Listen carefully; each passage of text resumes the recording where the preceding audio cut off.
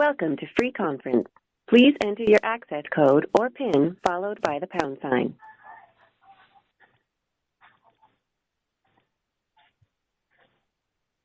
You will now enter the conference.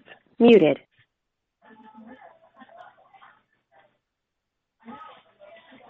Hello, Gabe. Hey, Levi. Nobody else is on the call right now. You're actually right on time, down to the minute, too. That's impressive. Impressive. Yeah, I was doing some errands today. I was just busy. So I've just been sitting here. I've actually been kind of like reading through this little book that I found. Oh, okay. Citizens Rule Book. What's the name of it? of it? It has the Bill of Rights, a jury handbook, a little summary of the Communist Manifesto, and some other stuff like that. What's the name of that book again? So I've just been kind of messing around. Yeah, Levi, can you hear me? Flipping through that because since nobody's on the call right now. Oh, okay. Can you hear me? Not even Frank is on right now. Yeah. I'm wondering if maybe by me not doing the call last week that kind of threw people off. They thought that the call wasn't going to happen anymore or something. No. But whatever, we're here, so. You have me muted. I need to get in touch with James because I'm ready to start doing the PowerPoint. And now that my kids are back in school and summer's officially over and everything, like things can go back to normal. Because, oh yeah, you want me to, okay. All right, I see. Unmuted. Gabe. Yeah. Oh, okay, cool. No, I was saying, what's the name of that book you're talking about? The Citizens Rule Book. Okay.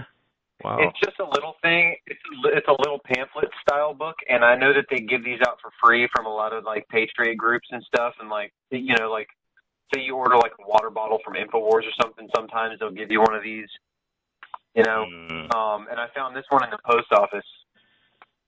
So I picked it up and I wanted to read through it and stuff. But I mean, so far it's got some. It's so far so good on it, you know. But I'm only into like the first few pages though. Do you have like a link of it, or it's just like a hardcover only thing? Well, I'm sure that they have it online, but it's just a little book I found in the post office. Yeah. You know, it's funny. And this was the kind of thing I was talking about getting for when we were on the phone, and Steve was talking about getting copies of things like the Communist Manifesto and the state constitution and other things like Federalist Papers and things. Yeah. This kind of thing is almost exactly what I was talking about. It's really small. It looks like it's pretty cheaply made, you know, but it's just black and white, and it's just a bunch of good information, you know. Oh, I see. Yeah, this is Frank, I think it's Frank, John, and Michelle, they was working on the Pac handbook. I have to send mine, look it over real quickly and send it to Frank, highlight it. But the handbook that's what you're saying, right? It's kind of like the handbook almost? I'm guessing. I haven't really read through that, but this is basically, it is the Bill of Rights. And it is a little bit of information about jury duty and about like the power that the jurors have. And then also it's got a summary of the Communist Manifesto. It's got the entire Constitution in here. And then other little stories and stuff too, like quotes and things from people like, you know, Thomas Jefferson and William Penn and little stories and stuff. So it's pretty interesting. Like Jefferson's warnings, that's one of the names of one of the chapters, you know, and there's a glossary here too. It's Section 1 has jury duty, you are above the law, and jury rights, the law of the land, the 10 Commandments, the Communist Manifesto. And Section 2, you know, has Patrick Henry, some stuff about him, more stuff about jury, William Penn, Thomas Jefferson, different things, like stories about them, I guess.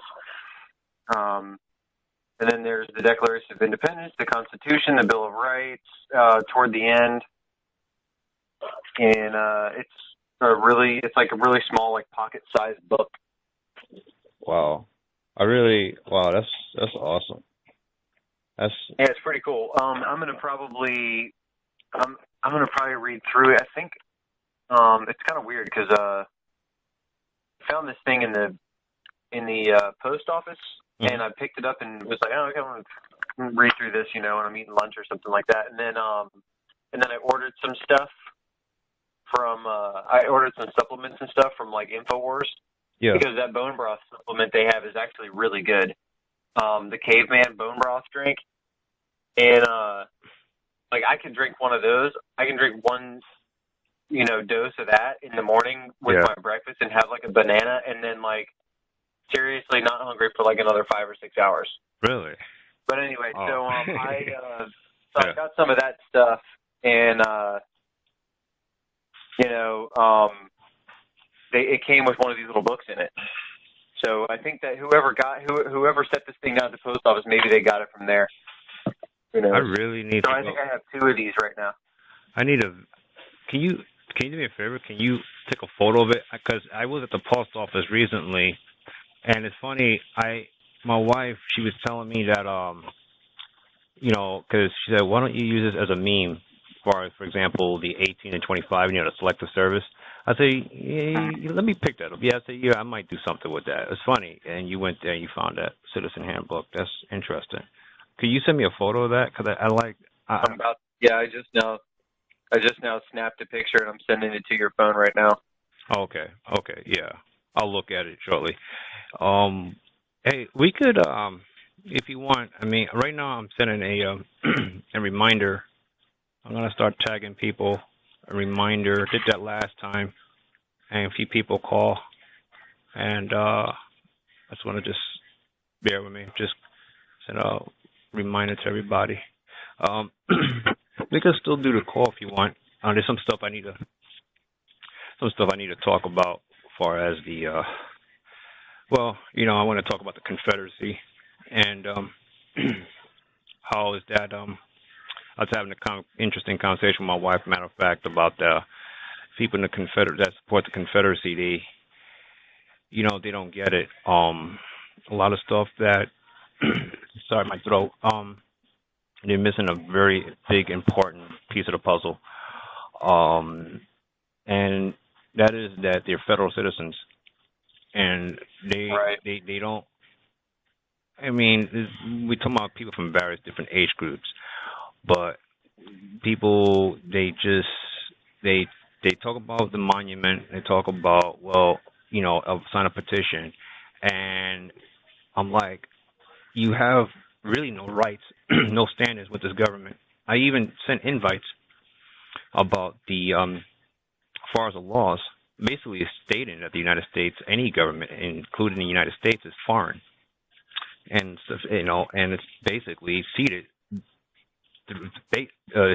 by the U.S. citizens, and figured that would ring a bell to some people, but they don't get it. I'm gonna be on kind of like on top of it a lot. I guess these 9 times out of 10, you're right. Like people just either they don't get it or it's like they hear it and it doesn't really like click in their head. Like they can understand. They're smart enough to understand the sentences that you're saying, but they just don't understand that there's this barrier, this like invisible barrier that they just don't get. They can't understand it because they can't touch it or see it or anything. Like the fact that they are a United States citizen means that they are residing in a state. They are foreign to the state technically. They have their allegiance to a foreign entity, to that state, and so therefore they are a foreigner in a foreign land, and they are trying to put other foreigners in positions of control in that land.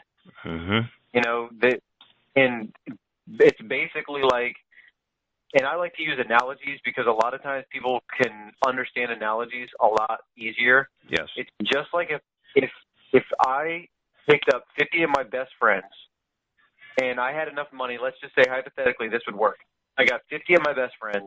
We all moved to Libya or Saudi Arabia or someplace like that. And then we don't change our status or anything. We just move there, and we're physically there. You know what I mean? Mm-hmm. And then we go and we start chanting and saying, "Oh, bring down this person. This person's corrupt in the government of Libya or in the government of Saudi Arabia or whatever." And you're saying standing out there with signs or whatever, and you're saying, "This is wrong. This person's corrupt, or this person's bad or evil or whatever." And it's like you're talking about a Saudi Arabian, and you're in Saudi Arabia, but you're not from there. You know, if they would look at you and they would be like, "Get the hell out of here. We don't care what you think." And that's the problem. I and this is just to share a little bit. As I was doing my errands before I head over to the cafe, I was just talking to my wife that I don't know if I'm pretty certain it's an ego thing, or if it's something that I'm comfortable where I'm at, and that's really it. But I was telling her that people are wasting time. They don't know that they are, though. I know that. And it's kind of like Jesus said when he was on the cross, he was like, "Forgive them, Father, for they know not what they do." I mean, it's kind of like everywhere you look right now is like kind of like that, because people are purposefully misguided away from the truth. And so you can't really blame them for having like accepted and digested all these lies and having it, ingrained in their thoughts and not being able to think beyond that.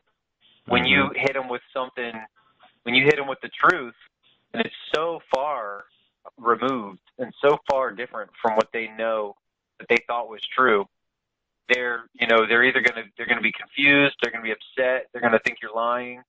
They're gonna even if they understand it and they say that they understand it, then they're not upset with you. Do they really understand it? Do they really? Yeah. There's so few people that are willing to actually go through steps to do something about it, and then you have people that are afraid to stand up and say anything or whatever because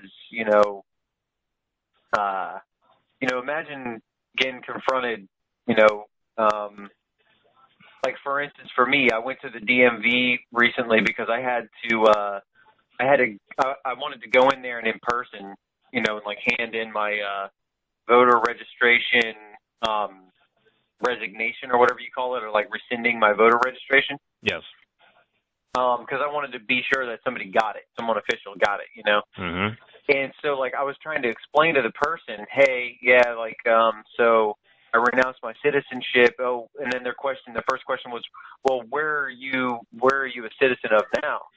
And I was like, well, my primary allegiance is with my state, and they kind of were like, And I was like, well, because Virginia is a constitutionally guaranteed republic, so, and it has its own constitution and everything. And they were kind of like, oh, okay, whatever, like they didn't seem to like want to argue about it or anything. Like maybe they just didn't really understand what I was talking about. But but still, it was like for me to go in there and have a conversation with somebody that's kind of like in a official position in some sort of in like a state agency.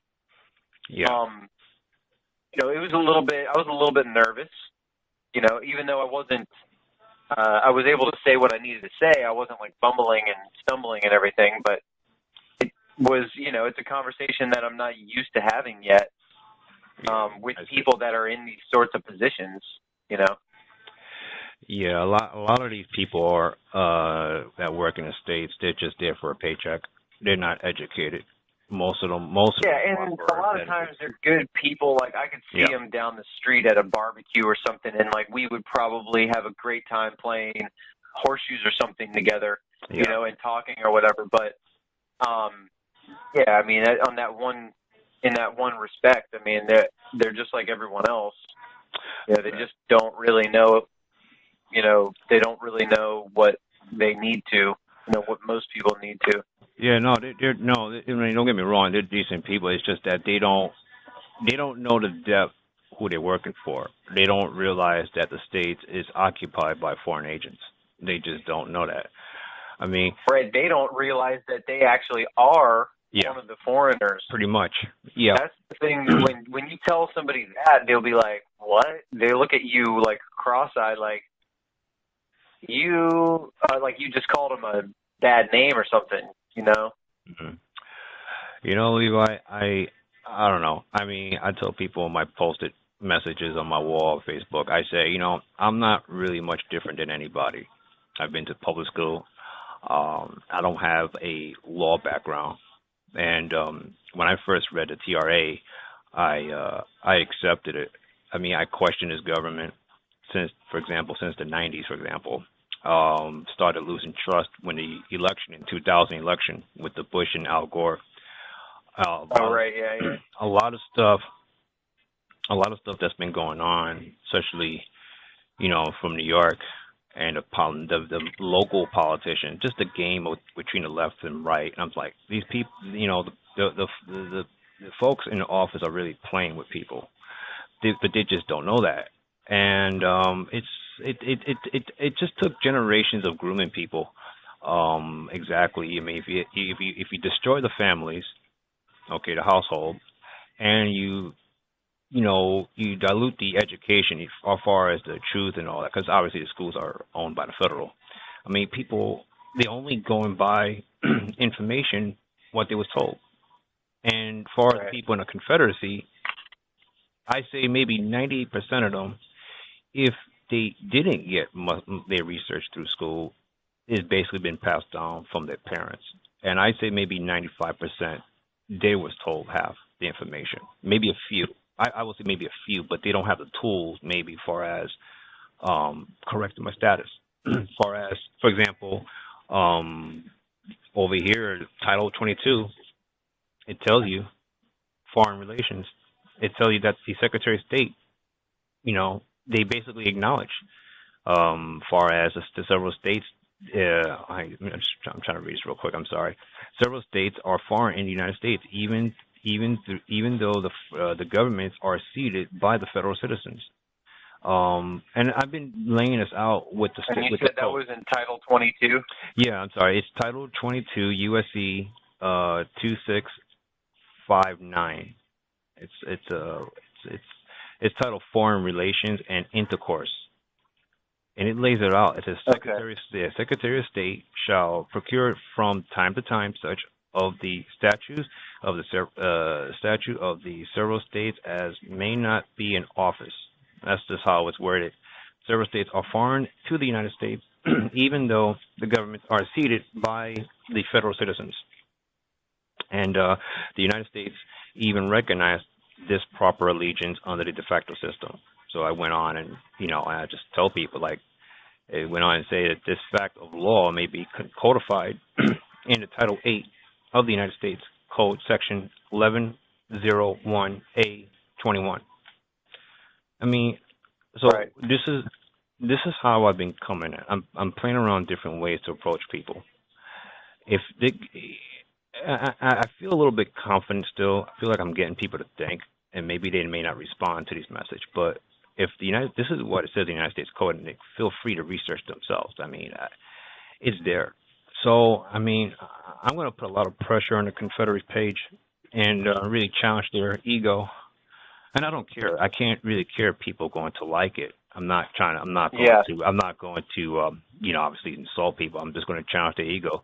If you knew what the Confederacy stood for, you wouldn't be a federal citizen.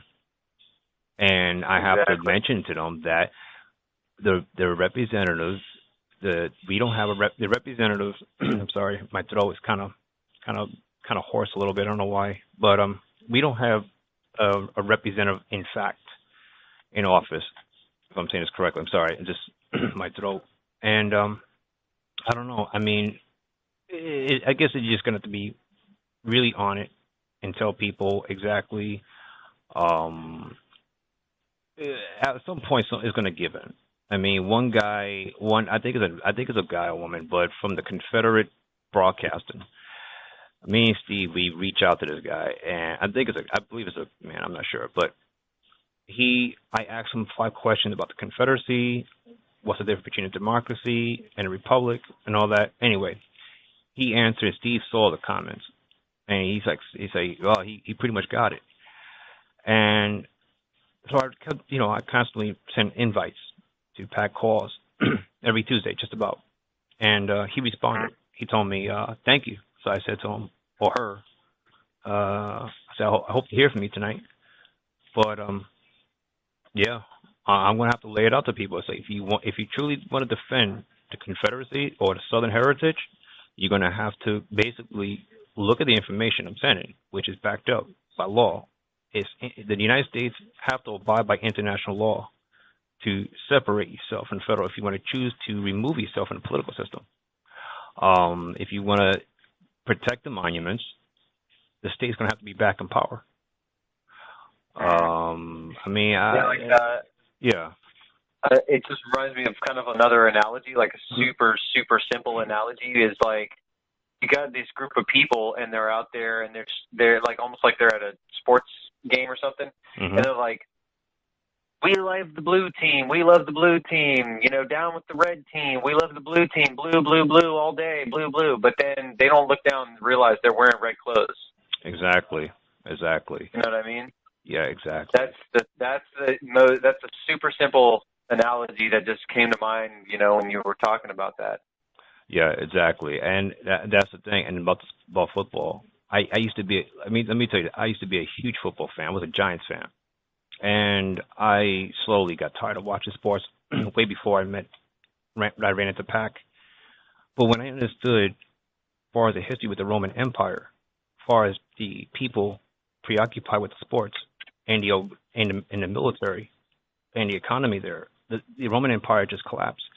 So the States is a replica of the Roman Empire, and And I tell people basically the codes, how the United States, how they use the military, to why the military is heavily advertised. I don't have the code on top of my head, I'm sorry. But I lay it out to people, now I understand why the military is being used so much with sports. It is a false patriotism or self-righteous, but it's all programming. And I'm like I said to you before, yeah. I'm no different. Look, I'm no better than anybody. Okay, the difference between me and some people out there is that I decided to be open. I guess maybe when you start to question things and not give a damn if you're kind of like crazy to everybody. I questioned a lot of things growing up, a lot. I could tell you far back that in grade school was so propaganda about why America is the world's leader. Like, what makes us better than the rest of the world? That was my thinking. I didn't say nothing, but I questioned that. Like, am I better than someone, for example, in a foreign country? Why do we call countries third world countries? Why do we have to be on top? And I realized in public school they brainwashed us into this thing, into this dominance as far as economics and military. And I realized I started to put the pieces together. But the thing with the TRA, it really filling the gaps on a lot of things, a lot. And the reference, yeah, absolutely. The reference in the book is like on point. It's really on point. Yeah. So that's just to make the short end of it. That's the reason. That's how I accepted the TRA. I kind of spent a lot of time laughing when I was reading information. Not that I was upset. I just like, wow, this is amazing stuff. Well, when the connection is made and you're like, oh wow, holy cow, wow! Like it's almost like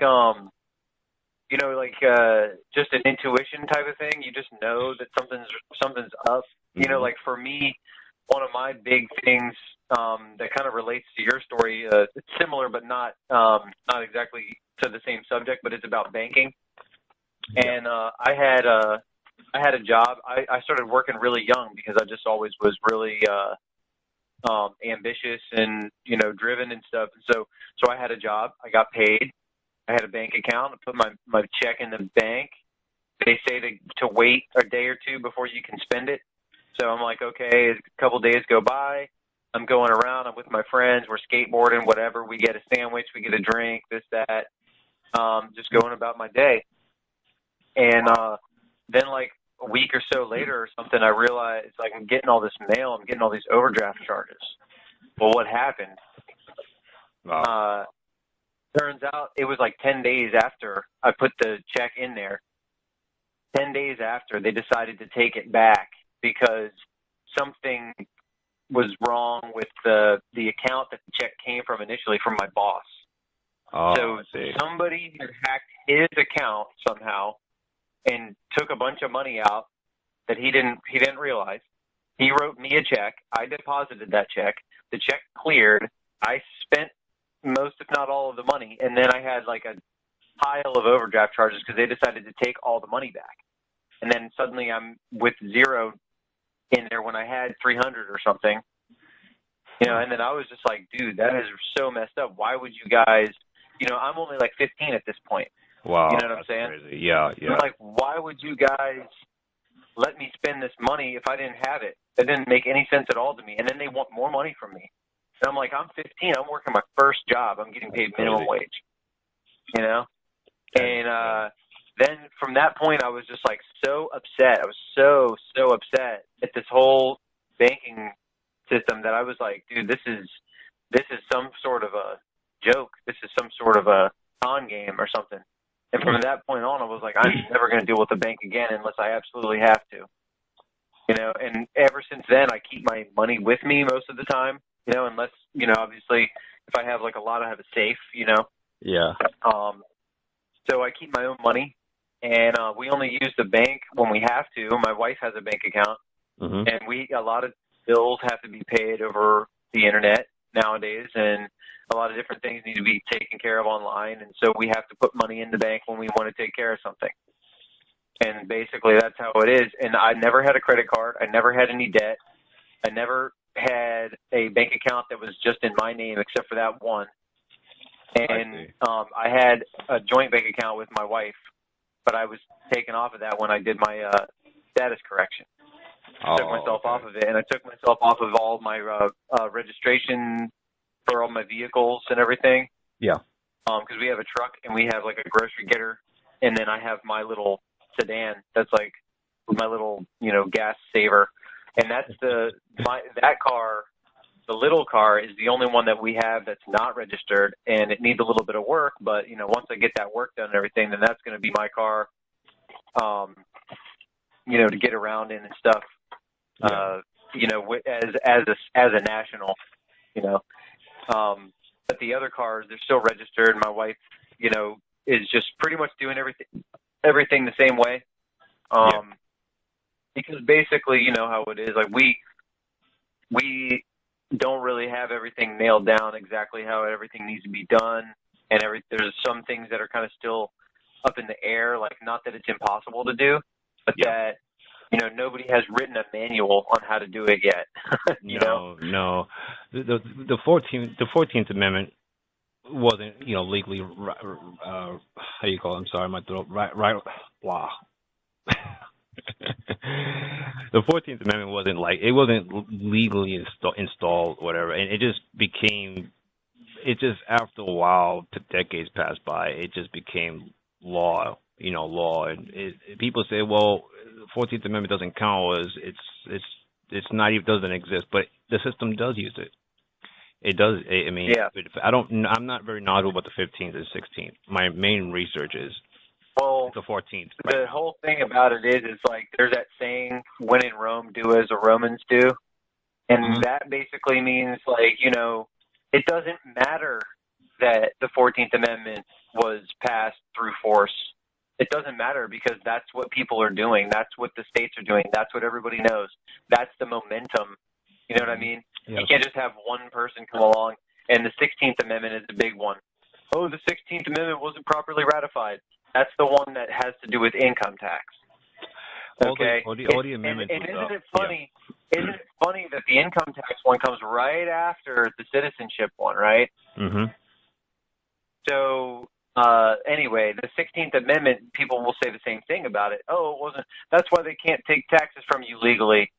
Well, if you weren't a, United States citizen, then you would have something there. But since you are, that's what the whole thing about that one quote, I'm going to butcher it, but it says, the citizen has submitted himself to the two departments and and so must pay, The penalty. the penalties of Yeah. each or something like that. Mm-hmm. Yeah. You know what I mean? And so it's a voluntary thing. You have voluntarily submitted yourself to it.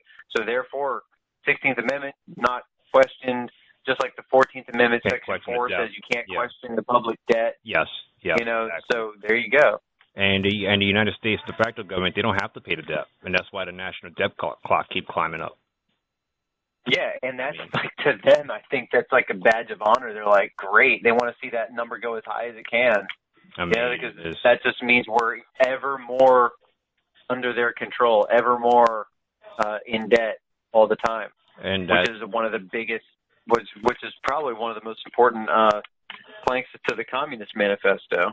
And the whole thing too, I want to mention this before I forget, the whole thing for years I've been hearing these politicians, regardless left or right, one try to do tax cut and all that. I'm like, it's just ridiculous. It's completely BS. They tax cut this and then they're going to raise it up some other places that you're probably not aware of. I'm like, look, I mean, it's, as long as you're a U.S. citizen, from my knowledge, it's part of the deal, paying taxes. If you don't want to pay income taxes, whatever, then you have to correct your nationality. You have to separate. Yeah, you got to consider. Exactly. And that's one thing too. Like I would say to people, like someone on tax time comes rolling around or whatever, or even people that just bitch about the government. Yeah. I'll say, well, you don't have to be part of it. And then Stockholm syndrome kicks in immediately, and they're basically like, oh, that's un-American, or oh yeah, you sound like a terrorist or something. Brainwash. When I talk about not being part of the federal government. And I'm like, well, you either are going to change something or you're going to shut your mouth, because otherwise you just are sounding like you're whining. If you want to stay being a citizen, then stop complaining. Tax protest. Just deal with everything. The system leads people tax protest. That's what it leads. Yeah. And that's the thing, it's I guess for us, we kind of see past this and what we know now. We just have to keep plugging away and keep educating people. I mean, I had one guy, he wanted to correct his nationality, and but the person, person's in disability. I told him this. I said, if you're in disability, you're going to have to think this over far as you want to correct your nationality. Because I told the person straight up, not everybody, it's unfortunate, but not everybody is able to correct their nationality. It's just not. Yeah. And this is how the system kind of intertwined with people. And it's unfortunate. But I'm pretty certain, Levi, I'm still learning. I don't know everything, but I know a lot compared to back in last year now. But I could say this. I'm pretty certain when we start to put more things together and more of us correct our nationality, you already did yours. Earl did his. We have a couple of state nationalities. I mean, and this stuff is still new to the system as far as no one really came up and said, hey, look, I'm done being a U.S. citizen. Because we have to educate these people. I'm pretty certain there's going to be other remedies that's there for people, for example, that they need to have some sort of benefits or something, or be so maybe like be an compensated. older guy. Yeah. Yeah, like say like an older guy that was in the military or something, and then he started to kind of wake up, but then realized, oh man, I wasted 20 years of my life in the military, and now I'm 55 or something, and now I can't, now I can't live without my benefits or whatever, because I've got, my leg got injured or something in a war, or now I have like, a lung problem because of some kind of gas or some vaccination that the military gave him or something, so now he's like in a dependent position, unfortunately, but his mind is in the right place. So yeah, I mean, you're right that there's got to be something for those people to do. It's just it's really going to take like some pioneers, someone that's in a position like that to kind of try to weed through that stuff. No, of course, definitely, and like I said, I'm very certain that there's a remedy for that. because we have to understand the federal, they have to create, whatever it is a wrong, they have to create a remedy. It has to be. I just can't sit there and say, oh, gee, you're screwed, man. Maybe at the time, person not able to correct their status at the time, but down the road, things could happen, and, I'm just going to keep reaching out to people, and there's a lot of people that's able to correct their nationality. We want to get more business owners, or farmers. Reach out to the farmers. If the farmers knew, right. if more farmers knew what the stuff that we know, I don't know. Depends on the individual. Yeah, like they those will people correct their actually. nationality. Yeah. Like those people actually probably see being part of the federal government, as being more of a burden than a benefit. Whereas a lot of inner city type people or whatever, or people that kind of troll around on Facebook and don't really have anything else better to do, those are the type of people that really love the system secretly, or whether they know it or not. They may say, they may be a Bernie Sanders fan and be like, I hate Trump, I hate the federal government. Then if you turn around and say, okay, well, you don't have to be part of it, and I can show you how. It's not illegal, and you don't have to move out of the country or something, but then they'll be like crickets, they're not going to get back to you on that. I'm doing, I'm doing my best to understand people on certain levels, why, again, like you present proof, something to them, and they just, there's like a block somewhere, and I try not to get frustrated with people. I just plant the seed, tell people exactly what it is, and you're gonna have to make a decision.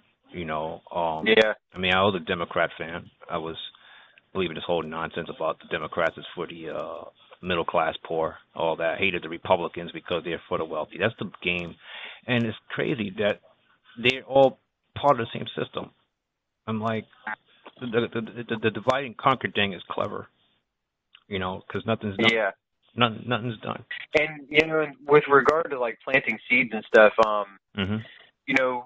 things happened to me when I was younger that got me kind of not trusting the system, like that issue with the bank. And I read Behold a Pale Horse. I don't know if you ever heard of that book, but it was Bill Cooper. What's the name of the book? Behold a Pale Horse. It sounds familiar. I don't think I read it, but it sounds familiar. It's written by Bill Cooper, and it's probably one of the more like scarier books I ever read. It talks about the protocols of the learned elders of Zion, and it talks about how they want to dominate the world, how they want to dumb people down. Rulers of evil sounds like the alien conspiracy, and how they basically use technology that's not known to the general public to make people think about aliens and believe in aliens and stuff, and they use that as a tool of control too. And they use drugs and stuff to fund dictators and things, and to topple governments and whatnot. I mean, it goes into all of that stuff. I mean, I read that book when I was like 16 or 17 years old. Yeah. And so I was kind of awake, right before I got out of high school, and then 9/11 happened and everything, and then Bill Cooper got murdered, and so there was like all this stuff that was happening kind of real fast, And I remember kind of paying attention to this stuff, and I remember feeling like really like powerless about everything, and that I felt like there was no way out. I felt like we were all trapped and stuff, and that we were like locked into this evil system. And then years went by, and I kind of went back to sleep, because I just felt like I was beaten. And I understood that the system was evil, and I understood that the system was broken, but I was able to cope with it because, I was young, I was partying, I was paying attention to, base things, you know what I mean? Like things that aren't, higher thinking type stuff, and I was able to go back to sleep, in terms of like, my awareness of the political situation and stuff like that. And it wasn't until actually that, that my wife got pregnant with my daughter that I really got like shook back, I got shook back awake, and I started to really like pay a lot of attention to the food that we were eating. Yeah. Mainly because my wife was pregnant, and I wanted her to have the best, and I wanted my child to have the best. So I started really paying attention to food, everything else, and then it was just everything's so interconnected, So, of course, my attention shifted back into politics and stuff. And then after reading the Red Amendment and realizing that there was like this little hidden back way out, like you said before, like anything the government does that's bad, they got to do something to allow you to avoid it, or they got to do something to allow you to correct it, or something like that. Of course, yeah. And it makes me think of that. If you know anything about vampires, and you know anything about like the metaphysical laws or whatever, like in the mythology of vampires, you have to invite them into your house. You have to invite them in. You know what I mean? So there's like this little stipulation there. They can trick you, and they can trick you and make you think that they're good, and then you invite them in or whatever. But you still have to invite them in, and then in that case you can also banish them too. You know what I mean? Yeah, so that's what I was saying. Is like the system is a vampire.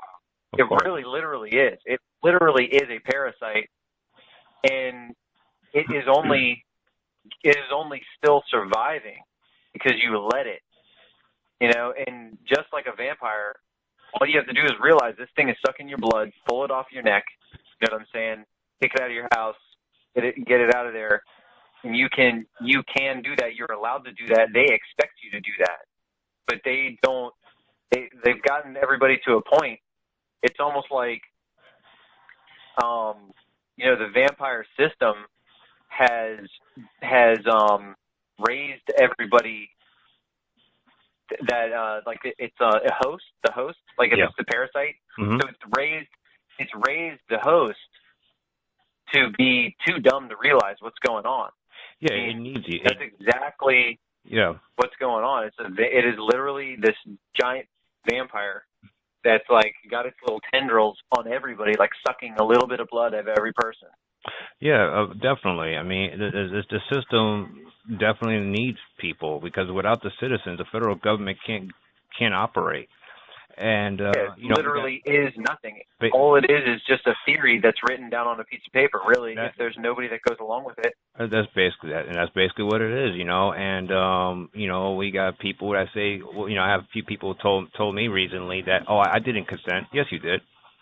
Well, if you want to stay silent or not, you still consent. You're still a U.S. citizen. You have a Social Security. You have a driver's license. You participate in any fashion, income tax. That is consent. And it's the thing. Some people don't get it, Right. Well, there's this band called Rush, like from the 80s and probably beyond. But anyway, one of the lines that sticks in my head is, if you choose not to decide, you still have made a choice. So that's your consent right there, just by complacency in sitting there, Of course. That reminds me, too, I wanted to read this. This is out of that little book that I found. Yeah. And it's just this little section here, about 2 paragraphs, so I'll go ahead and read it. Okay. It says, the purpose of this book is to revive, as Jefferson put it, the ancient principles. It is not designed to promote lawlessness or return to the jungle, but the ancient principles refer to the 10 Commandments in the common law. The common law, in simple terms, is just plain common sense, and it has its roots in the 10 Commandments. In 1776, we came out of bondage with faith, understanding, and courage. Even against great odds and with much bloodshed, we battled our way to achieve liberty. Liberty is the delicate area between the force of government and free will of man. Liberty brings freedom of choice to work, to trade, to go and live wherever one wishes. It leads to abundance. Abundance, however, if made an end itself, like that's your goal is just to have abundance, will result in complacency, which leads to apathy. Apathy is the let someone else do it philosophy. This always brings dependency. And so I'll just stop there. So, the materialistic sort of system or whatever that that we have and it glorifies having, you know, a pair of shoes for every outfit and jewelry and nice cars and multiple houses and pool and whatever and all this decadent stuff. Mm-hmm. And if your goal is really just to have a bunch of stuff, then what are you going to do once you have all that stuff? You're just going to be kind of like, complacent. You know, what do I do? Oh, what do I do? Yeah. Now, don't really have any goals. You know, if you end up making it to that point, you know, and then eventually you get to the point where, and then, you know, you get to the point where you don't care, or to where your kids, they grow up being spoiled brats, you know, and then, you know, you worked your butt off maybe for something, you know, and then you just so you could give your kids everything that you never had. But that's the thing. You give somebody something, it takes away right then. You've robbed them of their motivation to do anything with their lives. True. Just by giving somebody, if you just give somebody something, it just completely right there. You just take away the motivation. I see. You I know know what you mean. So that's the weird thing. Like, by giving somebody, you're actually taking something away from them, but you don't even get anything in return. It's like you're just kind of like shooting them in the foot. You know, it is a different. Now, it's not mindset. obviously to say anything about like little gifts and things like that. That you know, oh, I thought about you when I saw this coffee mug because it has this funny thing written on it or something. You know, that's totally different than if I was to give my daughter a car when she's 16 years old. You know what I mean? Mm-hmm. Or to, you know, give my son like a giant inheritance or something like that when I die or something. You know, they should have to work for it too, because then they'll appreciate their things better. Yeah, the whole thing, the way the system been implemented among people for decades, is, you know, everybody's overworking. You know, you work whatever amount of hours a week, pay off debt to create more debt, and then yes, the materialistic stuff comes in. It's like, and people feel like, oh, I need to get the latest thing. It's like, for me, my mentality is, it's like, if I'm going to buy something, I'm going to buy something, but I don't have to buy it. And if I don't buy it, I'm okay. You know, and it's just constantly telling you, you need to have this, you need to have that. A lot of stuff, man. Levi, I've been questioning a lot of things for so long, between the consumer part of it and how the system and the holidays really full charge as far as how the holidays operate. Matter of fact, Bobby, one of the New York State National, he expressed on the Revolution Radio, Day 3, he gave a breakdown about people researching the origin of these holidays and how everything's tied with as far as the corporation, in my own words. It's interesting. I mean, I'm not surprised. You know, I mean, it goes hand in hand. You know, I remember when the economy was going belly up a little bit. You hear things in the news. The government's encouraging people to shop. You know, people don't shop. It's a big problem for the system. Yeah. And that's so weird. I mean, they used to encourage people to save their money. They used to encourage people to save their money. I mean, now they tell people to go out there and buy. Yeah. And whenever you see the retail numbers are up, then everybody's like, "Oh, great, everything's fine again." Yeah. It's like you're still poor. You still all you have now is a bunch of crap that's made in China. Pretty much. It's just it's a lot of stuff that, I mean, it could be very daunting about far as people literally getting themselves kind of like a 180, changing their mind 180 about it. It got to be somebody that's hungry for truth. Actually, before I say something further, we have 2 new callers I see here. I just want to welcome. Well, one of them is Jason, and I think the other one's Angie. Oh, I'm not totally sure. Oh, okay. I recognize the 702 number, but I'm not totally sure. So, sorry, 702, if I didn't get that right. But I recognize both of those numbers pretty well. And Jason likes to listen in a lot of times, too. He might raise his hand at some point. I'm sure he knows. If anybody wants to know how to raise their hand, it's just press *2 and you can say something. But I think they're just having a good time listening in.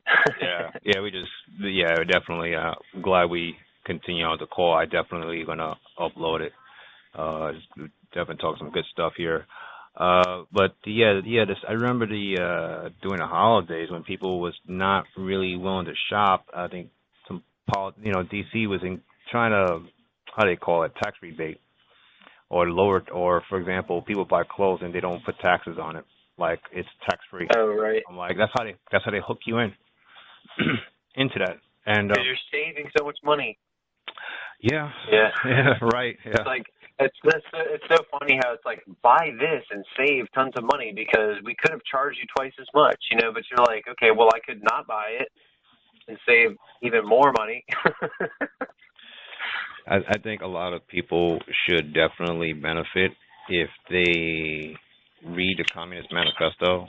Give me a minute. I'm actually opening my TRA, and I wanted to read. I forgot the plank for the credit off the top of my head. Give me a second. I'm right just about it. Give me a minute. I'm just gonna read this real quick here. Okay, Communist Manifesto. Here it is. Okay. I'm looking for the credit.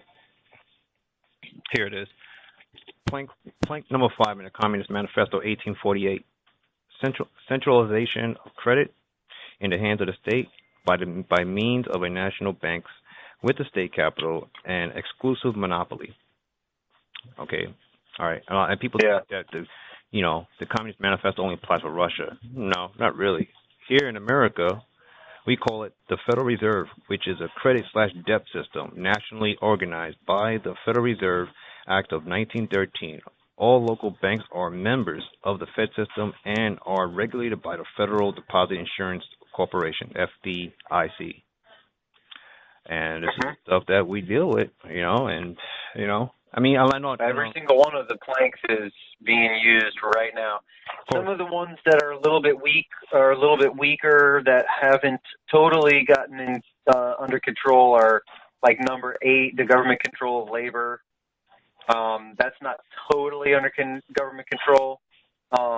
Government ownership of factories and agriculture. That's not totally, taken over yet. Wait, what about what about job creation? Politicians always talk about job creation stuff. I mean, right? Yeah, they wear it like a badge. I created all these jobs. I just saw an MSN, and I barely watched. Believe me, I barely watched the news, but I saw a quote in MSN about the job market, the labor, as far as the unemployment or the employment. Department of Labor had like a record high, as far as people getting jobs in July. I'm like, wow, that's pretty much part of progressive right there. Just basically human resources. You pay income tax, you work, you buy things, you pay bills, create more debt, pay debt to create debt, and buy stuff. It just keeps you in commerce. That's just what I'm gathering so far in this. And get people in jobs, but not changing anything. It's just to maintain the system for what it is, and people don't get it. What's having a job? I mean, just think about that. Just having a job, that's good for somebody that like literally has nothing and they just want to get on their feet and everything. But like, what people really want to do with the American dream, so-called American dream or whatever, is to do what you love. Exactly. And to be able to not have to struggle just to get your kids fed and to get to work and get the basics that you need to stay warm at night and to feed yourself and stuff. And what ends up happening is, like you said, people just work and work and work to pay off debts. They buy things they think they need because they're actually just keeping up with the Joneses, or they're just they want to have the my buddy down the street, he just bought this new car, so now I feel like I want one, or like that kind of thing. They end up working away the best part of their life, and they're feeling healthy, and they're young, and their bodies are working fine, and and their kids are young and stuff, and they work through that whole part, and then when their body starts failing them and they literally physically can't work anymore, then they take a break. Then they try and spend time with family. But guess what? What's your kid doing now? Working. Exactly. They're not going to spend any time with you because the cycle. you know. And I'm not saying don't work, but I'm saying people's priorities are all over the place. No, of course. It's like part of the whole servitude thing. It's just the whole work, like pretty much like the Matrix. I mean, you got people just pay up bills. They don't got time. I don't got time. I got to go to work. And I could say, I want to say a quote from Thomas Jefferson. It's like, I prefer dangerous freedom over peaceful slavery. And that is peaceful slavery. I got a nice sports car. I got a nice cell phone, whatever, iPhone, whatever. Whatever it is, and everything's good. I just go and vote. I mean, and everything's all good. It kind of keeps you in that same status quo. I wanted to, like a little earlier, something you said reminded me of how I came in touch with TRA, how I actually got introduced to the book and stuff.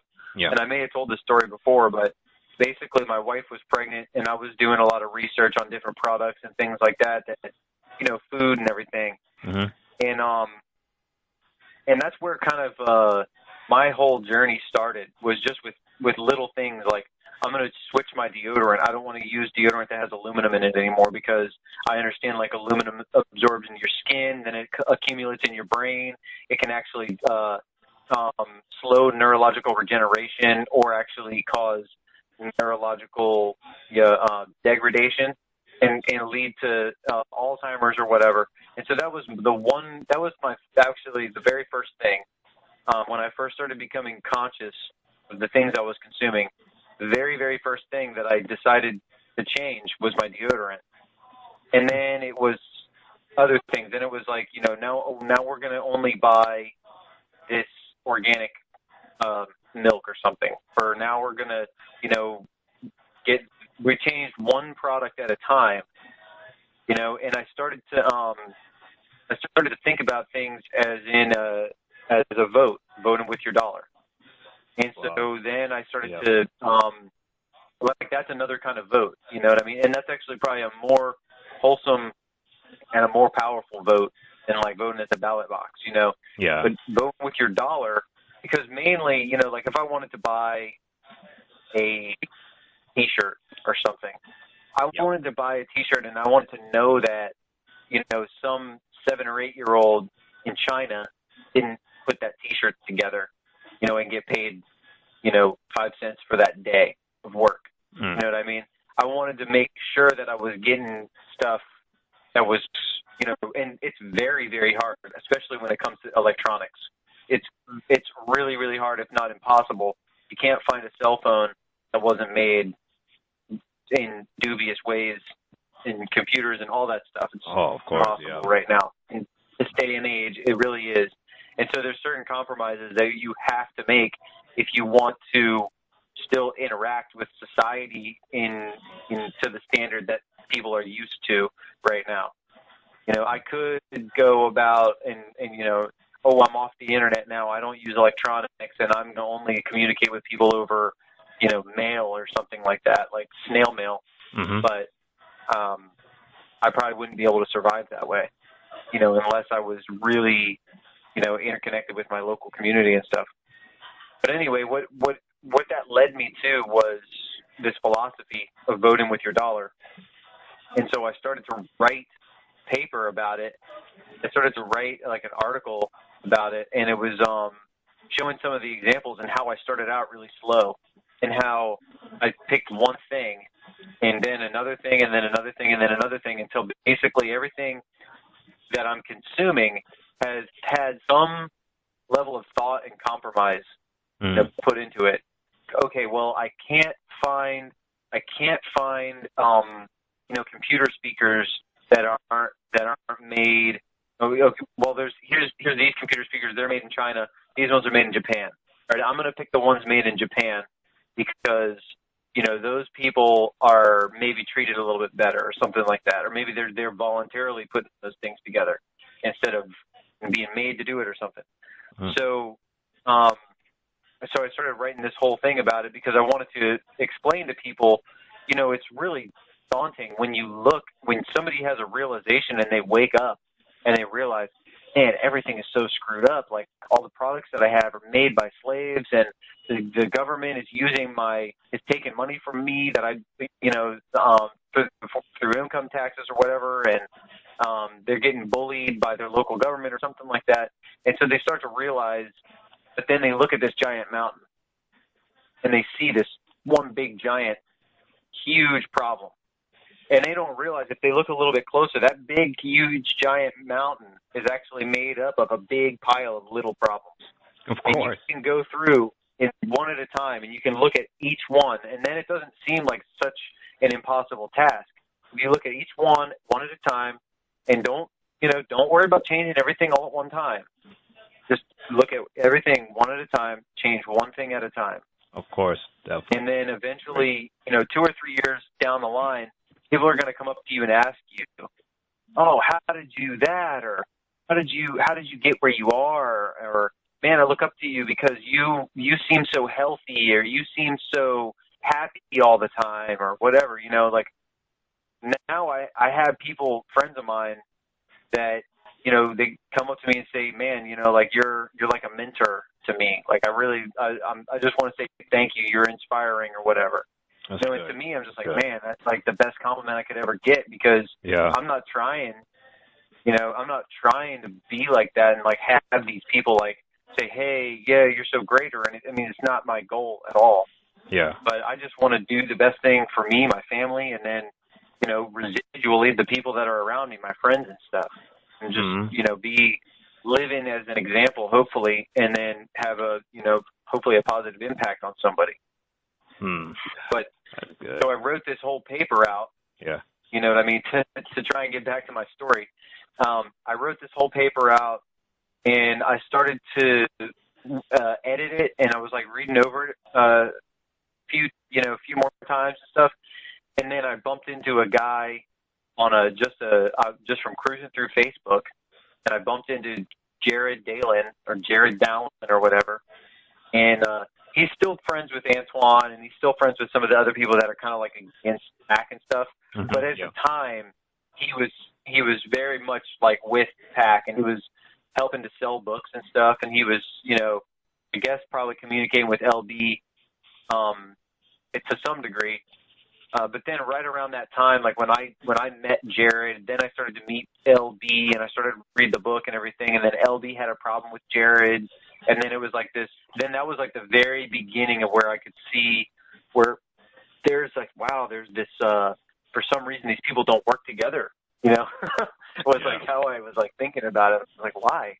It's crazy, but I mean, such is life, I guess. People, some people really think they got everything figured out, and they don't want to take advice from other people, or personalities conflict and whatever else happens, But I still trying to keep in touch with Jared a little bit. I remember him. I remember him. Yeah, Jared. Yeah, I'll chime in and I'll say what's up to him every now and then, because actually another little sort of funny fact that's off topic is my son and his son were born on the same day. Oh, really? And that was kind of cool because, like, I had started to learn about all this stuff, and I had been staying in contact with this guy a little bit, and I actually bought my first copy of TRA off of him. And then, it turns out, my wife's pregnant, his wife's pregnant, or whatever, and then, our sons are born on the same day. So interesting. That was a pretty interesting little thing there. Yeah, definitely. Yeah. Wow. You never know how you impact people. I mean, me personally, I feel like I'm impacting people, whether they hurl insults at me at whatever I post in these groups or whatever. I mean, it's going to click. The truth definitely is going to rear people, and it's just a matter of the person's ready. I mean, how I ran into Pac is through, well, for me, I was in these, I think you remember, but I started off 2 years ago with this UCC strawman nonsense, and I was just about to leave the so-called movement, whatever. I just felt like, I just, my gut was just telling me, like stick around, but don't press forward. I mean, I filed my UCC. I did the whole thing with the process, as far as the, what do you call it? how do you call that? Oh God! Wow, I just go to show I just forgot a lot of that stuff, which is I think it's obviously a good thing. But I changed my birth certificate. Darn it, I forgot what they call it. Anyway, I was trying to claim something in a way, something that don't really belong to me. I was trying to get free stuff, or follow Right. UCC to put a lien on whoever. But I didn't go forward with that. I mean, I filed it. I filed my UCC, did the birth certificate, sent the information off to the Treasury and to the IRS. And, I mean, but obviously God is. What kind of response did you get back from that? Well, I did a green card return receipt. They got it. Didn't get anything from them. But when I really believe that God was looking out for me because, I didn't like the idea that I'm trying to rob something. I didn't really quite understood deeper of the mechanism of the situation because I didn't really like the government. I was at the point. I mean, obviously, even then, 2 years ago, I just didn't trust the government at all. But I really felt like God was looking out for me because certain things I'm starting to see, people are still in the dark with the private trust, for example, with the UCC. People got in trouble. I gotten word from some people I don't know directly, gotten a threatened letter from the states about the UCC filing, and I advised the person to stop because I was starting that. I was at a point that I need to really not press forward, but I still hang around, and I was just about to leave the entire. I was about to close up my Facebook account. I'm like, this stuff, I just don't trust any of the process. But until I saw Jose, his comment, he don't remember exactly what he comment, but something that he comment about the history and as far as the United States Code, something that he stated. I wish I remember, but it got my interest anyway. And I just asked him like, hey, where do you get this information? All that. We start chatting privately. And then when he mentioned about Pac, I'm like, oh, okay. And I didn't know anything about Pac. I figured, let me just see what Pac's about. And then I started reading the white pages. And I starting to get to know people through Pac. I think Steve was one of the people that I sent a friend request. And then Frank. And then LB. I think you came maybe a month later, I think. But, that me and you hook up. But when I read the white pages of Pac, and it was backed up, I right away knew this is different because a lot of stuff in the UCC strawman stuff was a lot of philosophy, a lot of snippets of information of whatever. Someone just blow up some bogus article about whatever, about people claim this and that. And I'm like, it didn't really convince me. But when I look at stuff at the Pac white pages, it's different. It has actual reference facts, and that's what pointed me to get a TRA. I didn't have the money at first, but when I had the money, I ordered it, and it was $60. It was the best investment I made, and I bought bulks of TRAs, sent them out to free to people, but with the learning lesson, I feel like I planted a seed, but I just accepted information right away. It has reference. It's something I was looking for a long time.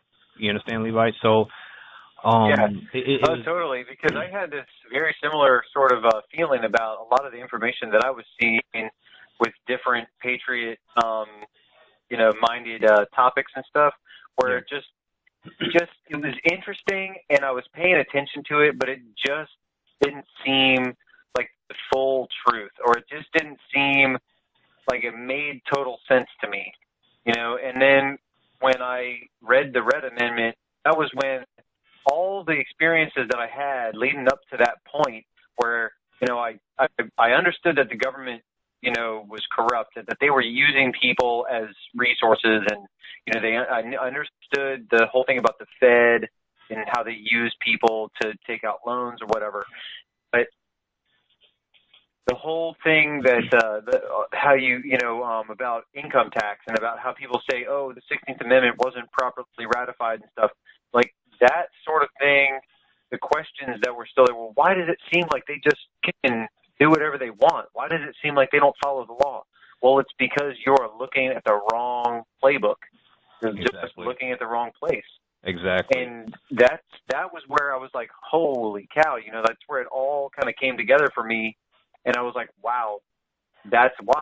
It makes total sense now. So instead of creating more confusion and more questions in my mind, like a lot of the other Patriot theories or whatever that are out there, this one was actually answering a lot of really big questions that I had in the back of my mind for a long time. You know, and so, and the way that it was explained, like you said, it's all documented, it's backed up with, there's references, you can bookmark the page you're on, and you can go, you know, on another few hours of researching some of the bookmarks that are in there, or, you know, of course, in the beginning of the book, he's referencing other books, you know, so you could, you know, essentially you could put that book down and go read another book and then come back to it or whatever. But, exactly. Yeah, I mean, everything that LB wrote in his book, everything is reference. Everything. This is not. I mean, this is not. I mean, it is not. The TRA is not a first time read. Like, oh, I got it. No, you got to read it a few times, but don't overwhelm yourself, obviously. But the thing is that it has like 600 footnotes, and I'm like, you know, I mean, I don't know. I mean, if somebody supposedly claimed that they're seeking truth and stuff like that, then I personally feel you should be able to, like, okay, I'm really connecting with this book. Some stuff I may not understand yet, but at least I got the basics. I got the gist of it. Yeah. And I'm still learning of it. And at least I know. I mean, I didn't look. 2-3 years ago, I didn't have no idea what U.S. citizenship, what it really stood for. I thought it was something like, oh, it's something, maybe, I don't know how to put it in words, maybe something normal, like, oh, it claims that I live here. I didn't have no idea anything about private law. I didn't know anything about private law. And the book explains about one of the biggest things. Yeah. One of the biggest things that something you just reminded me about is that you know, when it comes to people that are really seeking the truth, you got to come into that with like a humble perspective, you know. Of course. Because you have to realize right off the very bat, like, you don't know everything. If you're looking for truth, then that means you don't know everything. Mm-hmm. And that means you might know some lies. That means you might know some information that's wrong. And that means you might need to actually try and change that. You know, you might need to have an open mind and,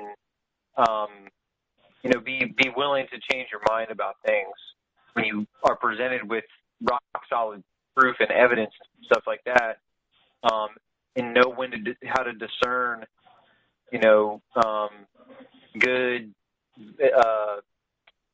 good information, truthful information versus, you know, rabbit hole type stuff and things that are just,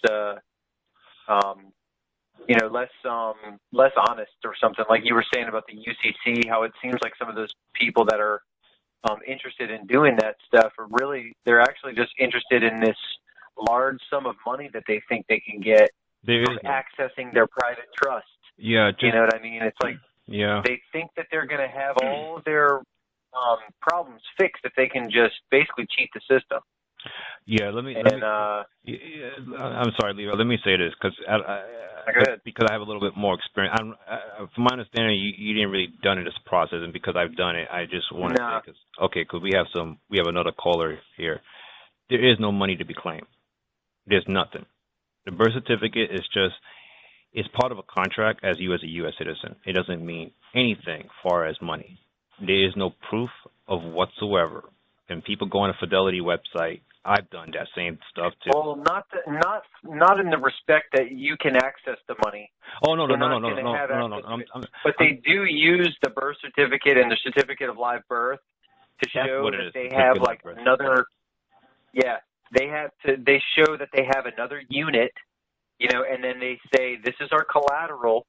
You know, we have here Federal Reserve and Social Security, like, we've given another unit a number, and now we're going to use that number. We're going to trade. We're going to take out a loan, and this is our collateral because the individual that uses this number is going to grow up, and they're going to work, and they're going to pay taxes. That'll help us pay this debt back. That's the whole way that the system works. They a baby is born. They take the certificate of live birth or whatever, the birth certificate and the social security number, and that bundle, all that bundle of paperwork there, and they say to the foreign banks that basically control the Federal Reserve, they say, look, we had another person. We actually, how many millions of people were born this year? Look, we're making millions of people. We have tons of resources here. See all these people we have? They're going to make money. They're going to give us part of that money because we're going to tax it. And then, so let's have some of that money in advance now so we can go and buy some bombs, so that we can do your bidding. And I want to add what you're saying too, the certificate of live birth and all that. No, the whole thing with the birth certificate, this stuff is to people want to discharge debt. That's what because the claim is that it's over $1 million in the birth certificate. People are just discharge debt and all that, and it's really nothing evidence. There's no evidence to back it up. And people don't understand is that when they start to send bonds to the Treasury Department, and from these bogus copy and paste information on YouTube or some guru on Facebook, I'm like, they may not catch you now, but they're going to catch you eventually. And that's the thing. And I'm speaking from experience, far as doing this process. No, I never got in trouble, and I'm grateful for that. And I felt like God was giving me a chance, and that's why I was following my heart, not to keep pressing on to this process. That's why I kept watching these people on Facebook. I kept watching. I was spending more time observing people. They trying to figure out what it is, and I'm like, and I just didn't feel right about it. But no, I never got anything back from the IRS. I discharged my debt. I did all that stuff. I didn't get nothing worked. And then you got the operatives and opportunists. They're going to tell you things. They're going to tell people that, well, you didn't do it right. You do it this way. People do this name change thing. I'm like, that is not doing a name change at DBAs, and some people think they got to figure out with the whole thing with the incorporated. I've done the incorporated DBA. I filed it, last year, That is completely garbage. You're putting yourself into another contract with the system. Yeah. if you want, and people don't understand about the private law system. If you want actual standings, lawful standing, you have to cut ties from the private law system altogether. All contracts, all of them. Yeah.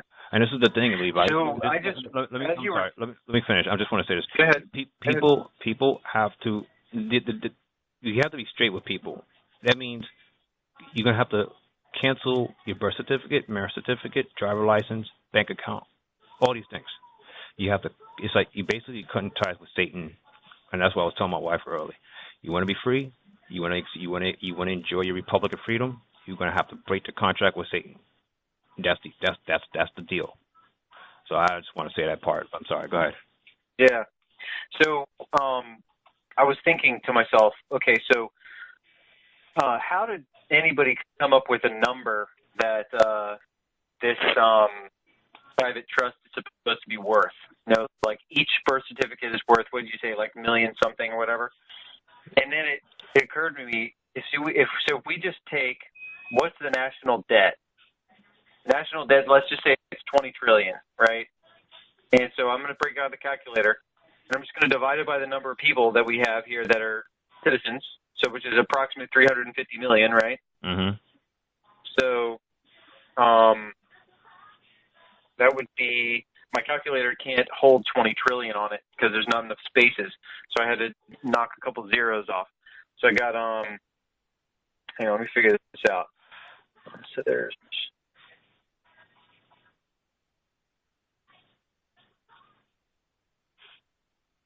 okay,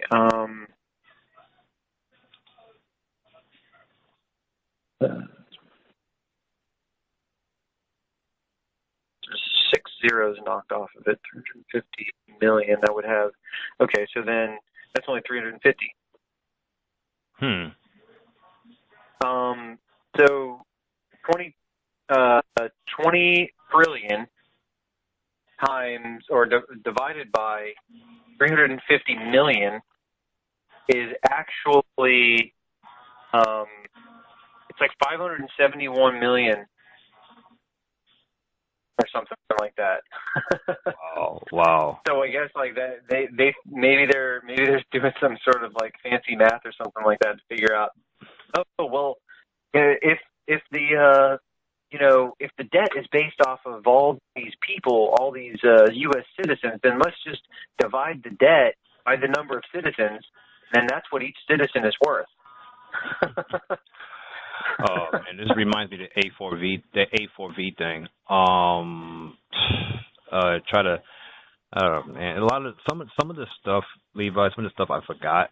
I'm trying to remember. I guess because I'm reading so much of the TRA and all this, actually the right information. I there's some details I did forgot. So whatever. I'll just say the basics. But as far as the debt, I mean, whatever you have obligated, you're gonna have to do what you can to pay off the debt. But as far as doing it that way, as far as trying to trick the system, I'm telling you, there's a lot. I can imagine there's a lot more people being put in prison that you probably don't hear, and a lot of people that maybe going to get put in prison or have some win or maybe knows a friend that's been put in prison with the UCC private trust or whatever. They're probably too ashamed to talk about it, But yeah, it's the system. The thing is, the system is allowing people actually to do this too. It's weird. It's like they want people to create this because people are belligerents in the first place as U.S. citizens, and now let's just allow these people to create this fraudulent contract, and we're just gonna just nabble, and people will fight tooth and nail. Some of these philosophers, some of these know-it-alls out there on Facebook, for example, they got it all. I'm like so I'm just going by what Bobby. I'm learning what Bobby said. Do you have them to back up your claim? Whatever research you've done, and a lot of people don't. They're sitting there waiting for their debt to be cleared or put in their stuff. They put their car in a trust. That's another thing. They want to protect their asset. They want to put their car or put their home in a private trust. You don't know what you're doing, and you're tangling yourself in a huge mess. And you're compromising all your things, the things that you're trying to protect. Of course. It's actually 57,142. That's it. So that's what each person, I guess, is worth, right, at this point. $57,142 and 86 cents. You know what? It's actually a scam. It's this whole thing, man. It's just, LB was telling me about the private trust that is part of a sting operation, and it is. I mean, I know a few people, my friends list, that's done it. That's in that open a private trust, and people want to avoid paying taxes. I've said this before, but like I said, you're gonna have to cut ties from being a U.S. citizen altogether. Yeah, they want to have their cake and eat it too. They don't want to have to pay the taxes. They don't want to have to pay they don't have to pay their house off. They don't want to have to pay their car off. I mean, but they have all these things, and they accepted it. They accepted the benefit. They got to bear the burden. Of course. Simple as that. That's the way the system works, and this system basically is designed to punish people. It is truly designed to punish people. I was going over the Day 4 Revolutionary Radio. John made a very good point. The system is designed to punish people. It just is, and people don't realize it. Mm-hmm. It all goes back. When you consent, you committed treason, and you rebel against your Republican form of government. And it's crazy. But for those that's listening, I wanted to quote this on the Bankers Manifesto from the TRA. But if anyone that's listening, you could check out the Bankers Manifesto of 1892 and the Bankers Manifesto of 1934. I won't read it. It's a lot, but because I know we probably have to wrap up soon. But the Bankers Manifesto 1892 is just like what, 20, like 40 something years later, like a little bit after. Yeah, my Communist Manifesto was 1848. Anyone looks at the Bankers Manifesto, for example, of 1892 and the one for 1934, it is a declaration of war. It's obviously what a manifesto is. for my research, and it gives you a layout what what the bankers' plans are as far as the land and how they're using these so-called two-party system against you. And I mean, it's the stuff is for real, and people gotta do their research on that. But the Red Amendment is highly recommended. There's a lot of information in there. I mean, people talk about they don't want to read, but they'll read a stupid redemption manual. I think it's up to the 5th edition. I'm like, I read part of it. It's crap. I mean, I think one guy asked me, what's the difference between the redemption manual and the Red Amendment? I just gave them the basics about what you get out of Red Amendment and the benefits of correcting status. He was on board. He said he's going to order the TRA. Great. That's awesome. Good. Awesome. That's yeah. Great. Awesome. So, I mean. Get on it. yeah. So, I mean, I'm just excited. So, looks like Jason's got his hand up. Let's see what cool. Jason wants to say. Cool. Hey, Jason. Hey, Levi. How you doing? How you doing there, Gabe? Hey, Jason. What's going on? I'm good. I just thought I'd call to say hello to you guys, and you're doing a fantastic job on the call tonight. And I just want to add a little something into what Gabe said before about how you used to love football. Oh yeah. I'm still into the sports thing, but it's my interest is fading pretty fast because I see the writing on the wall as well myself. Mm-hmm. How oppressive, communistic, totalitarian, police state like governments like the United States and Russia use things like sports to distract people away from what the government is doing to them. Of course. Yep. And have you ever noticed that how in the Olympics, which two countries, we know the United States is a really big country, but I'm just stating the fact, which two would always win the most medals? It'd always be USA and Russia. Mm-hmm. Yeah. And China would be up there with them too, of course. Yeah, China, exactly. And China itself also has, they're communists as hell. They oppress their people. They've been doing it for a long time.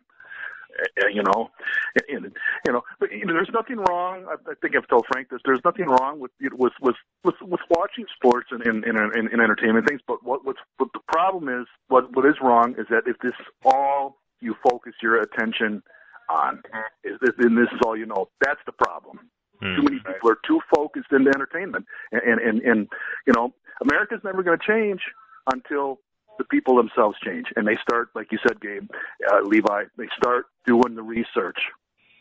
Exactly. And too many people, they're just not doing the research. They're not doing the homework.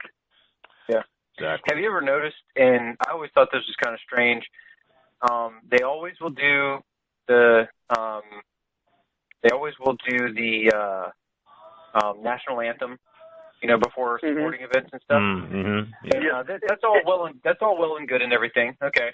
But then as it goes on, then what do they do? Like when I was at a hockey game with my dad once, and so of course you've got the two opposing sides, and so you've got that sort of like tribal sort of mentality there, like, oh yeah, we're two opposing sides. And when the tension in the room is like kind of at its height, and everybody is feeling very tribal, and they're, oh, my team, and they're cheering and all that stuff. They'll have like sort of an intermission or like a halftime or something, and they'll take a service member or woman, a man or woman or something. Maybe they were injured or something, and they'll put them on the big jumbotron screen, and they'll say, "Thanks for our service members. They are so great," or something like that. And then everyone's, yeah, and that's just, it just boosts you with this like sort of rush of endorphins that you feel like, oh, we're on this super powerful team together. And I always thought that it was kind of sort of like a judo move where they take this momentum that's in the crowd, of like the feeling in the crowd of everybody, being really jazzed about their team, and then they kind of channel it together and point it at the military. Of course. Mm-hmm. Definitely. Yeah, and then everybody gets all super jazzed about the military. And our military is so great, and support the troops. and all that stuff. And it basically, when people say support the troops, it means don't question the wars. It means exactly. Don't question the bad decisions by the politicians and stuff. Now, exactly. If I was to support the troops, I would keep them away from wars. I would want to preserve their life. I would want to make sure that they had a good quality of life and a standard of living. Mm-hmm. But what you were going with what you were going to say. Yeah. And I used to be myself real gung-ho about supporting the troops. But after I read the Red Amendment, not anymore. We know what they're really spreading out there. They're not fighting for our freedom, because if the fact is, guys, well, you are, Levi, because you've corrected your status. But the fact is, if you're a U.S. citizen, you're not free. You are regarded as chattel, as property of the federal government. That's what you are as a citizen, and people don't know this. Hey, it's sad. Hey, Jason. Hey, guys, I just want to add some what you're saying, and I had to turn over at the TRA. Most of these kids that sign up, I see how the military is coining this thing about jobs. They're trying to replace more and more about, make it more exciting about like any type of quote unquote civilian jobs, and it's all for a paycheck.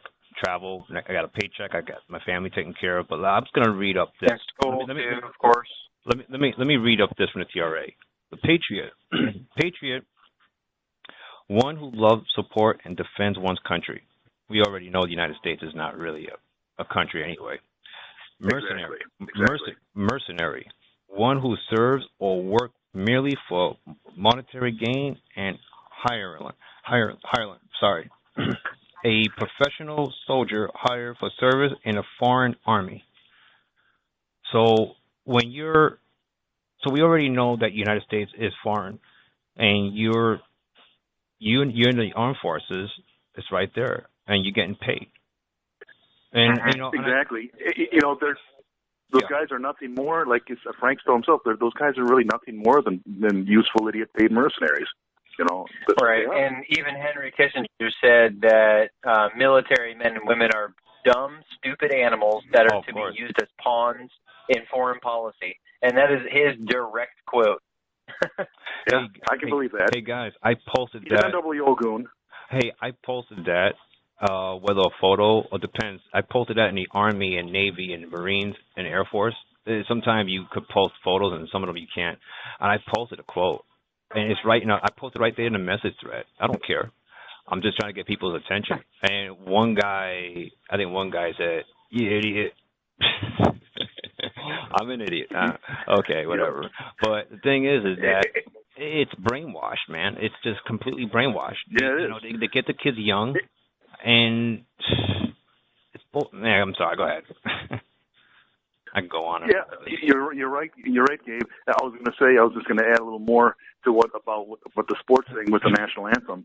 Mm-hmm. The national anthem is basically probably the same thing as with it goes right along with the what do you call it, the Pledge of Allegiance. You're basically pledging your allegiance to a de facto foreign corporation in the United States. Right, and the repetition too is important. The repetition is important. They have to do it every time you watch a sporting event or every time school begins. That's right. Exactly. And the people just don't know that you're pledging your allegiance to a foreign corporation that's oppressing you. Exactly. You know what? That's right. Like, what do they tell you to do when you are going to, if you are going to sit in court, you're going to sit at court, you're going to testify. What do? They say, raise your right hand, put your hand over your heart or something. Mm-hmm. You know what I'm saying? Mm-hmm. So, and then by doing the Pledge of Allegiance, how many witnesses are there? Right? Yeah. A lot, yeah. Right? You're doing it in public. And by common law standards, you're doing it every single day. You know what I mean? By common law standards, I can get married in common law just saying that I'm married with somebody while I'm in public. And exactly. That's all it takes. And so if you get a bunch of kids together and you're basically making them repeat this declaration over and over and over again, and they're swearing to it with their hand on their heart. You know what I mean? like that. That's exactly what you have to do when you do the process paperwork. You don't stand up and pledge allegiance to your state, but you get witnesses and you do pledge allegiance, but it's in writing. You know what I mean? So it effectively is the same thing. You know? Yeah. And that just kind of dawned on me that, like, literally the Pledge of Allegiance, it's legally binding practically. You know, even and though who was it written by? Really know what they're doing. Oh, wait. And they don't realize who it was. They don't bother to look up the person who was written by. It was written by a guy by the name of Francis R. Bellamy. Yes. And who was Francis R. Bellamy? Yeah. He was a socialist. Salesman, from Germany. He's from Germany. A socialist. Yes, and I believe it was him. It was him, and not Adolf Hitler, who founded the Nazi Party. Now, doesn't that should tell you something right there? That wouldn't that seem odd to any kind of logic? That could common be proven.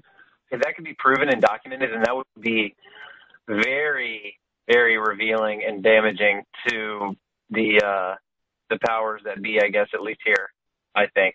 If you can be like, hey, Francis Bellamy started the Nazi Party, here's the proof. Francis Bellamy also wrote the Pledge of Allegiance, here's the proof. Boom. Yes. Guys, as far as the kids, like I was saying early, the education system. A lot of the public school is basic education. These kids don't know Constitution. I didn't learn Constitution, the U.S. Constitution. I was going to school. Neither did I. So they don't know. They have no concept at all what the United States military is. The United States whole thing. They just got basic education. And all they're going by is the propaganda that I have to defend my freedom, against terrorism. The whole core of terrorism, all that stuff is, to me, is old. But the thing is that these kids, they want to go to college. They want to get the military is very clever. We pay for your college, and give you a job, you travel, and all that. But you don't understand that if you look at some of the Federalist Papers, and you look at the standing armies, that the Federal Army. No standing army should not go no more than 2 years. So the United States basically and it was supposed to be a volunteer army anyway. Exactly. So it's just committed treason, the federal. But the only reason why the federal is able to get away with this is because the federal created citizenship through the 14th Amendment. Well, there's no one to stand in opposition to it. Exactly. I mean, everyone they control, Exactly. So, but that's right. This is how the federal is able to interact with people. But see, the federal government went against its own constitution, the U.S. Constitution. They're only supposed to deal with the Commerce and federal or the post office. But as far as people, no, it was not designed that way. They just did it. And like you said, no one challenged it. And it just became like natural, like, oh well, this is our government and all that. But the way they did it is very clever, But it took generations to actually brainwash people. I'm like, but I don't know. I still feel. Hopefully, it doesn't take just as long to unbrainwash people. Yeah. Well. Yeah. Exactly. I still feel I still think the college kids. I think I'm pretty certain that they're a little bit more easier to approach versus someone in a different age. But I don't know. It depends. Everybody's in their own path and whatever. I can't just personally me. I won't give up. I'm going to start reaching out. I always reach out to people. It's just it just feels like, man, it's like this stuff goes so deep as far as how the system is designed just to get people, just to enslave people in so many ways, man. Between sports, the economy, or this, I mean, wow. There's tons of misinformation out there, Gabe. That too. Absolutely. That too, because people don't want to be. Well, we live in the world, and who's the ruler of this world? They say, the master of deception. Feel like we're in it. We're in it. Of course, we're going to be surrounded with lies and everything, and like every little piece of truth we get is like a fresh drink of water for anybody that can recognize it. So when you have discernment, you know what you're on to. Exactly. But I think we're going to go ahead and wrap it up. Yeah. been 2 hours. I enjoyed having this conversation with you, Gabe, and thank you, Jason, for hopping in there. Thank you, Jason. Yeah. Yeah, I wish I should have gotten in a little earlier. Yeah, you're welcome, guys. It was a pleasure. I got in. Sorry, I got in a little late. But I just got off of work and I'd forgotten to put my phone on me or tune into the call since I got done with work.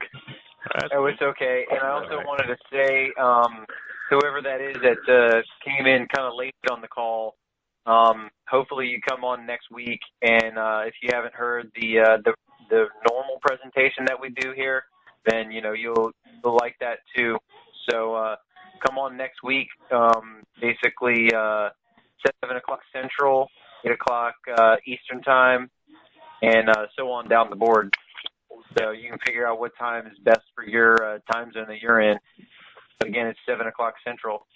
And I'm going to go ahead and wrap it up and just want to say good night to everybody that's on the call. All right. Good night, guys. Good night, Levi. Good night, Gabe. Good night. And good night, whoever else or Merry Christmas. Your line has been disconnected by the moderator. Goodbye.